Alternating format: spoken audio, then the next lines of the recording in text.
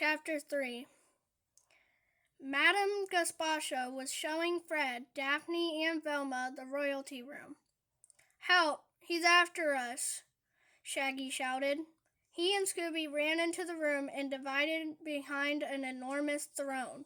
"What's going on?" Fred asked. "Shaggy? Scooby?"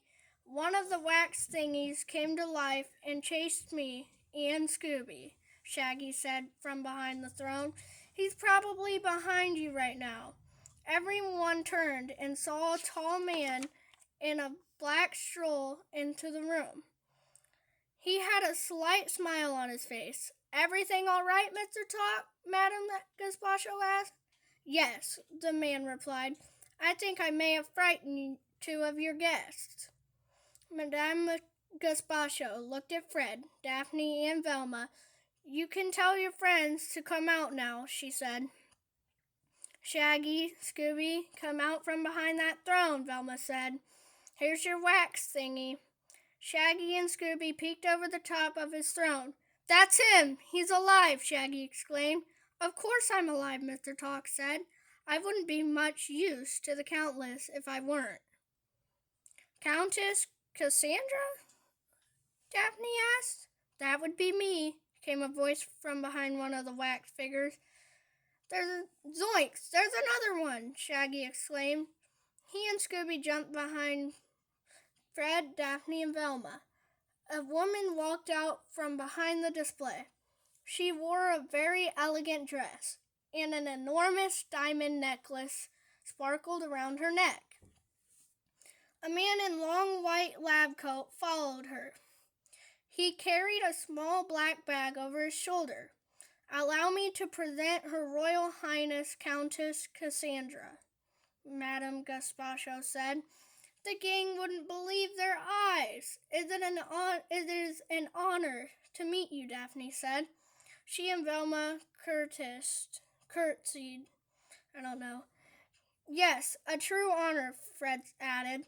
He bowed his head and gestured to Shaggy and Scooby to do the same.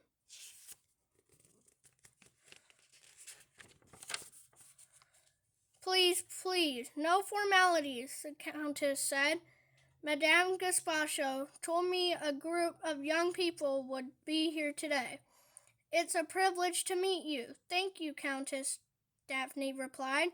"It's a privilege for us as well."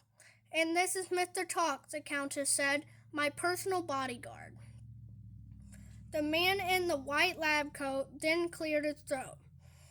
"I'm sorry, Brant," Madame Gaspacho said. "Excuse me, everyone. This is Brant Embers, my artist in residence." "Like, what does that mean?" Shaggy asked. "She means that he's the man who creates all of the wax statues," Velma explains. "And he's working on a statue of the Countess even as we speak," Madame Gaspacho added. "Excuse me," Mr. Talk interrupted. "It is getting late, Countess. We have several more appointments today." "Of course, Mr. Talk, but I do wish to see a little more of the Wax Museum," the Countess said. "Madame Gaspacho, can you and Mr. Embers give me a quick tour?" "It would be my pleasure," Madame Gaspacho replied. "But Mr. Embers needs to find perfecting your wax figure. I'm sure you understand." "Certainly," the Countess said. She looked at the gang. "Would you care to join me?" she asked. "I must register my strong disagreement with this change in your schedule, Countess," Mr. Talk said. "You are making it very hard for me to do my job." "Then perhaps you should find another job, Talk," the Countess replied. "Yes, well then, I will phone the driver and tell him to wait," Mr. Talk said. He took his cell phone from his bag and walked away.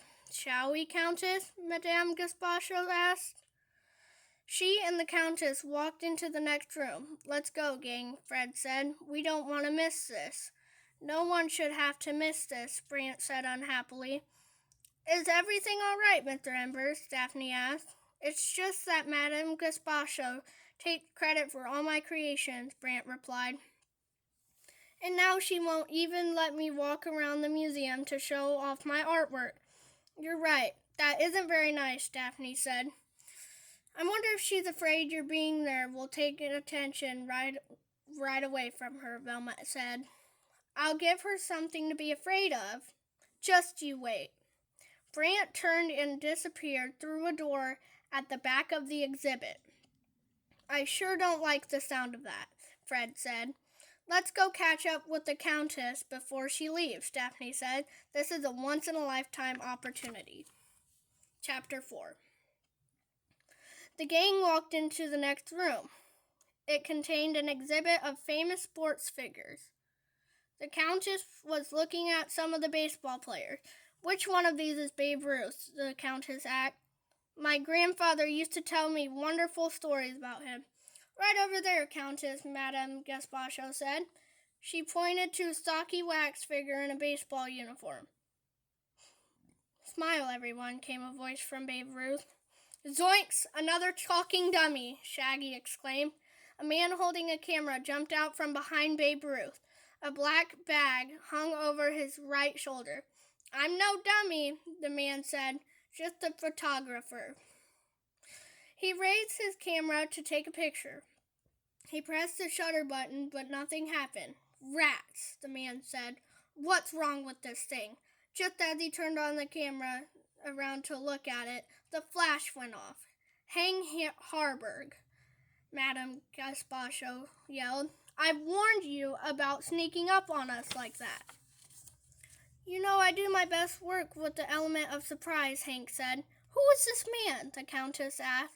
This is the reporter I told you about, Countess, Madame Gaspacho replied. He's here to do a story on the museum for the newspaper. Hank gave a slight bow as he introduced himself. I'm Hank Harburg, Countess, Hank said. Sorry if I startled you. I'm just doing my job. Now how about a picture? Hank put his camera down and raised his camera to his eye. I'm very flattered, Mr. Harburg, the Countess said, but no thank you. She turned and looked at the heroes of the Olympics display. I gotta have a picture, Hank said. How about one of you and the kids, or one of that nifty necklace you're wearing? That'll sell some paper. You heard the Countess, Madame Gaspacho said. You're here to do a story on the Wax Museum. Feel free to walk around by yourself, but please leave the Countess alone. Madame Gaspacho led the Countess to another exhibit. Can you believe her? Hank said. I'll bet the Countess gets her picture taken all the time.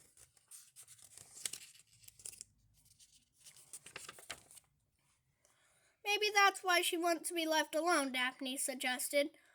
One more wouldn't kill her, Hank said, and it would help me keep my job. The only reason I agreed to come was to get a story about the Countess, and she won't cooperate. I'll just have to find a story without her help. As Hank walked away, he tripped over his camera bag. He stood up, picked up the bag, and left the gang all by themselves. He sure didn't sound very happy, Daphne said. Like maybe he's in a bad mood because he didn't eat lunch yet, Shaggy said. Speaking of lunch, Scoob, let's go find that snack bar. He and Scooby walked out of the exhibit room. A second later, a blood-curdling scream filled the museum. Shaggy and Scooby ran back into the room. We didn't do it! We didn't do it! Shaggy called. It sounded like it came from down there, Fred said. Come on, gang.